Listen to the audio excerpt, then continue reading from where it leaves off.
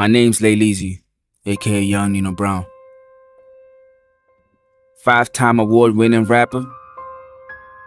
My mission in life is to put my city on the map and empower my generation and generations to come through my pure and raw approach in my music and my actions. Doing what I love and televising it is my biggest gift to my people.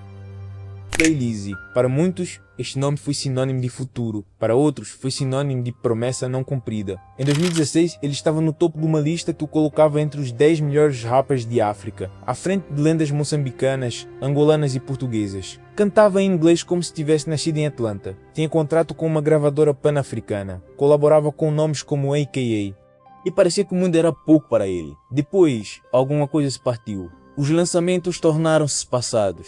A energia mudou, o brilho apagou, e hoje, quando se fala no rap lusófono, o nome Lay Leezy já não ecoa com a mesma força. Este vídeo não é para destruir, é para entender, porque a história de Lay Leezy não é só a história de um rapper que não chegou onde devia. É a história de um homem que teve o mundo na mão e por razões que vamos decifrar juntos o deixou escapar. Fica até ao fim, porque o que vou dizer não vais ouvir em mais lado nenhum.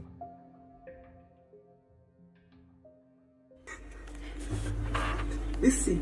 All right, let's go, bro. Yeah. I am. Let's get. How are you? Actually, Mr. Intro. Pedro here. Alright. This that spot. Pedro here. Got you. Yeah. Are you ready? Okay. Houve um tempo em que o rap moçambicano e Palop tinha um nome que parecia destinado a voar mais alto do que todos os outros. Lay Leezy. Ou como muitos o conheceram nos primeiros tempos, Lay Low. Ele foi nomeado entre os 10 melhores rappers de África em 2016, deixando para trás nomes como Hernani da Silva, NGA, Prodígio e Azagaia. Cantava em inglês, tinha swag, tinha flow, tinha postura internacional, as músicas The Crew, Hello AKA, Too Much, Slay. Parecia-me tudo isso entrava na cabeça logo a primeira audição, e parecia que o mundo estava a seus pés. Mas alguma coisa aconteceu.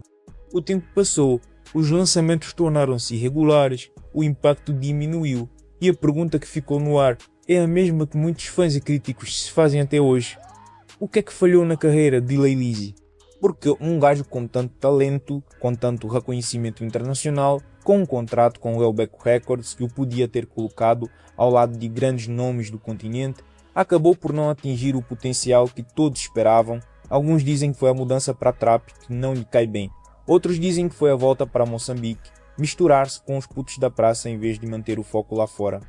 Há quem diga que ele simplesmente relaxou, se conformou, deixou de ter fome. E há quem defenda que o problema nunca foi talento, foi gestão, foi visão, foi falta de um empresário com peso para o colocar no lugar certo. Neste vídeo vamos decifrar a trajetória de Lay Leezy. Vamos ver os altos, os baixos, as decisões que o levaram ao topo e as que o fizeram cair. We're trying to be heard all over the world, trying to complete the mission, trying to put the 258 on the map. 2020, I'm back to basics, pushing hard, dropping more music, empowering more people, inspiring more kids to do whatever the hell they believe in. My name's Lay Leezy, aka Young Nino Brown. I was born in Maputo, Mozambique, also known as the 258. 5-time award-winning rapper, songwriter, CEO and Mozambique enthusiast. My mission in life is to put my city on the map and empower my generation and generations to come through my pure and raw approach in my music and my actions. Doing what I love and televising it is my biggest gift to my people. Antes de ser Lay Leezy, antes do reconhecimento internacional, antes das nomeações e dos prêmios, ele era apenas o Edson Abel Jeremias Chamo, um miúdo nascido em Maputo, no bairro de Cuito. E como muitos miúdos da sua geração, encontrou no rap uma forma de se expressar. Mas havia algo diferente nele. O gajo tinha 14 anos. Eu lembro que eu conheci uma bro chamada Bim na escola. E eu disse ao gajo, não estou para mudar de casa, etc. Estou para ir viver no Triunfo. Eu vivo no Triunfo, etc. Vou ter que traduzir uns gajos, mas nem nice. Sabia lá eu que ele ia me introduzir, os gajos que acabaram ficando tipo meus melhores amigos, da vida e as melhores experiências, parte das melhores experiências da minha vida, eles estavam lá presentes. Naquele momento eu não imaginava, estava na nona classe, era um puto gordinho que rapava um bocadinho, mas nem tanto, eu era mais um gajo de futebol, etc. É uma língua importante o mundo saber de onde tudo começou. Estás a ver? Para mim foi aqui no Rio, big like obviamente. Enquanto os outros ouviam o que passava nas rádios, ele descobriu Lil Wayne. E não foi só ouvir, foi copiar. O estilo, o corte de cabelo, as personas que ele criava, Moino Lizzy Baby, Lay Low, Mino, tudo vinha da admiração pelo rapper americano. Aos 14 anos, juntou-se ao Hernani da Silva e ao El Puto para formar os Young Sixties, um grupo que fazia parte de um movimento maior chamado 360 Graus. Na altura, ninguém imaginava que aquele miúdo tímido, que se considerava um nerd no liceu, ia ser um dos nomes mais falados do rap moçambicano nos anos seguintes. Mas ele era tímido só na escola. No palco, subia em cima de uma moto 125cc e fazia freestyle como se tivesse nascido ali. Os shows no Businessman's Club rendiam 3 ou 5 meticais por apresentação. Nada. Mas para ele não era sobre o dinheiro. Era sobre estar lá, era sobre construir, era sobre plantar uma semente que anos depois, haveria de crescer. Os Young Sixties duraram o que tinham de durar. Por volta dos 19 ou 20 anos, Lil Lizzy tomou uma decisão que muitos na cena não entenderam. Ele parou. Não parou de fazer música, mas parou de dar prioridade ao grupo. Havia outra coisa a ocupar a mente dele. A faculdade. Ele entrou para o curso de Direito e começou a estagiar num escritório de advocacia, onde aprendeu disciplina, rigor e o que significa aparecer todos os dias para trabalhar. Essa fase, como ele próprio viria a dizer mais tarde, mudou a vida dele, porque foi ali que ele aprendeu sobre negócios, sobre organização, sobre tratar a música como uma carreira e não apenas como um sonho. Na minha casa só tem... Toda a gente tem diplomas. Minha mãe tem diplomas, minhas irmãs têm diplomas, meu pai tem diplomas, minha mãe é PhD, meu pai é mestrado, minha outra irmã é mestrado. A pressão era muito em casa. E eu também sempre fui bom na escola. Estudei sem nenhum problema, a escola foi fácil para mim, fiz direito na UEM e tudo mais, mas quando chegou aquela altura de eu quero cantar agora, os meus pais ficaram um pouco tipo, depois de estudares isto tudo, queres cantar? Não estamos a entender a relação disso com... Não é isso que nós... Enquanto estudava, ele foi lançando coisas. A Clean Money Mixtape, ainda na faculdade, com experiências em autotune. O Intelligent Ignorance, gravado com Del Vega durante as férias no Reino Unido. O Comics Upon Jeremiah, um projeto desafiante onde ele próprio produziu os beats. Ninguém estava a prestar muita atenção, mas ele estava a construir, estava a treinar. Eu estava a preparar-se para o momento em que o mundo fosse finalmente ouvir o seu nome. Depois da faculdade, Lil Lizzy fez algo que poucos rappers moçambicanos tinham coragem de fazer. Foi para Portugal estudar e depois para o Reino Unido, onde fez um mestrado em Direito Comercial. Mas enquanto estudava em Londres, algo mudou dentro dele. Ele percebeu que o que realmente queria não era advogar, era música. E tomou uma decisão difícil, abandonou o mestrado. Escondeu da família no início, porque sabia que eles não iam entender. Mas ele sabia o que estava a fazer. YouTube and all that shit. Yeah, but literally for real, man. Yeah. The podcast will be fun, bro. Let's do it, man. If you want to get down, bro, you also studied engineering. So... But no, it's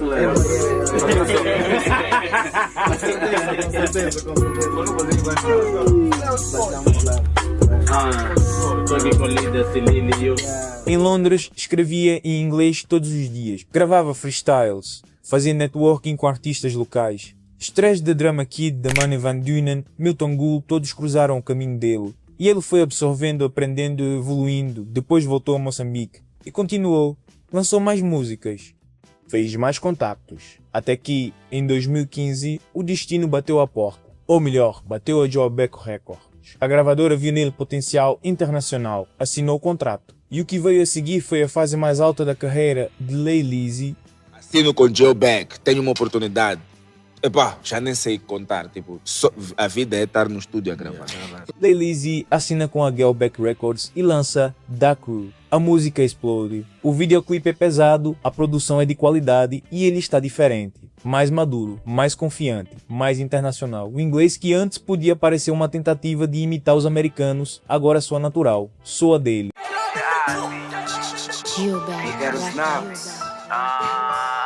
Girls going crazy like, oh, he's amazing. The boy be so fly, he never touched the pavement. I don't even need to tie my Depois vem Hello com o A.K.A., um dos maiores nomes do rap sul-africano. Depois Too Much. Depois Slay. Música atrás de música, todas com a mesma qualidade, todas com o mesmo impacto. Em 2016, ele é nomeado entre os 10 melhores rappers de África. Nomes como Hernani da Silva, NGA, Prodígio e Azagaia ficam para trás. Ele está no topo, e não é só em Moçambique. é no continente inteiro. Os fãs vibram, a crítica elogia, e parece que o céu é o limite.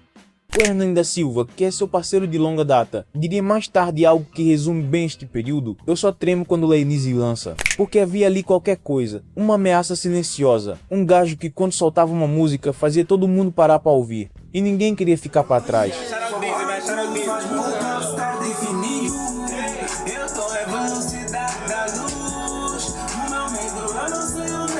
A Geobec Records era, na teoria, o bilhete de entrada para o mercado internacional. Uma gravadora independente com visão pan-africana, liderada por um homem chamado Jorgo, que tinha influência, contactos e sabia como colocar artistas no lugar certo. Leilise assinou o contrato e durante algum tempo a máquina funcionou.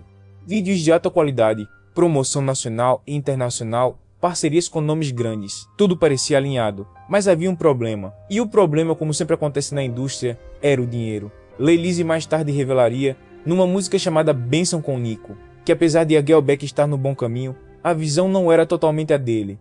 Ele disse, de forma crua, Geobec estava no bom caminho, mas não era essa visão, não quero fingir que tenho mola, eu quero mola na mão. Ou seja, ele não estava disposto a fingir que tinha dinheiro quando na realidade o dinheiro não entrava como devia. E essa tensão entre a visão da gravadora e a necessidade de cash começou a minar a relação. Leilise queria mais, queria voar mais alto, queria ser pago pelo que valia. E quando isso não aconteceu, o divórcio tornou-se inevitável. Ele largou a Geobec. E o impacto dessa saída foi maior do que muitos imaginam.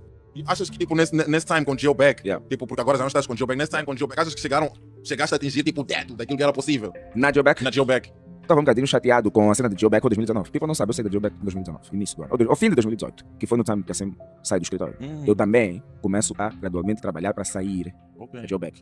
Algo tipo em ti que tipo, tu fez tipo um switch, porque disseste é o tio Salimo, né? E tipo aquela cena tipo, quero ter minha cena, entende? Vamos falar do planeta, mas tipo, para além disso, houve algo tipo, que estava a te frustrar, que achas que podia ter acontecido? Não. Eu nunca fui um gajo de preocupar-me com o que podia ter acontecido. Eu sou um gajo de preocupar-me com o que podemos mais fazer.